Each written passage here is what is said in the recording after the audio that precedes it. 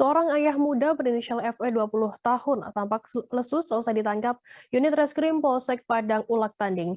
FE warga Kecamatan Binduriang, Kabupaten Rejang Lebong, terlibat pencurian besi tower saluran udara tegangan ekstra tinggi atau SUTET. FE kini menjadi tersangka pencurian besi tower SUTET di Rejang Lebong, harus merasakan dinginnya sel tahanan di Polres Rejang Lebong. Informasi lebih lengkapnya akan disampaikan oleh rekan jurnalis kami dari Tribun Bengkulu. Ada Panji Destama yang akan melaporkannya. Silakan rekan Panji. Baik, terima kasih rekan Firda. Baik, Tribuners dapat saya laporkan. Belum lama ini, FE sudah 2 kali terlibat aksi pencurian besi tower SUTET. Ia berprofesi sebagai petani ini tidak mengaku uang dari hasil bertani tidak cukup untuk memenuhi kebutuhan keluarganya.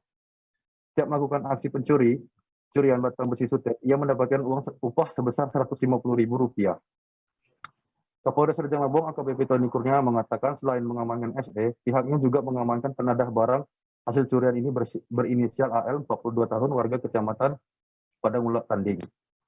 Di rumah pelaku, polisi menemukan 40 batang besi tower SUTET dengan berat 100 kg yang dibeli dari pelaku FE dengan harga Rp400.000. Pelaku FE disangkakan pasal 363 KUHP ayat 1 tentang pencurian dengan pemberatan dan terancam 7 tahun penjara. Untuk pelaku AL disangkakan pasal 480 KUHP tentang penadah barang curian dan terancam 4 tahun penjara. Sementara itu, kata Kapolsek Padang Ulak Tanding, itu Tommy Sahri, dari perbuatan komplotan FE ini mengancam suplai listrik di Provinsi Bengkulu hingga Sumatera Selatan. Saat pihaknya mengkonfirmasi dengan pihak PLN, jika batang penyangga ini tidak segera diatasi, akan mengakibatkan aliran listrik antara provinsi ini putus. Dalam aksinya, FE tidak sendirian, ia berkomplotan. Dan saat ini pihak kepolisian masih melakukan penyelidikan lebih lanjut. Untuk sementara, sebanyak 206 batang besi SUTET dari 3 tower yang dicuri oleh pelaku. Selain mengamankan batang besi, SUTET aparat juga mengamankan 1 unit sepeda motor yang digunakan pelaku untuk membawa barang curian. Demikian laporan dari saya, rekan Firda. Ya. Baik, terima kasih rekan Panji Destama dari Tribun Bengkulu atas laporan Anda.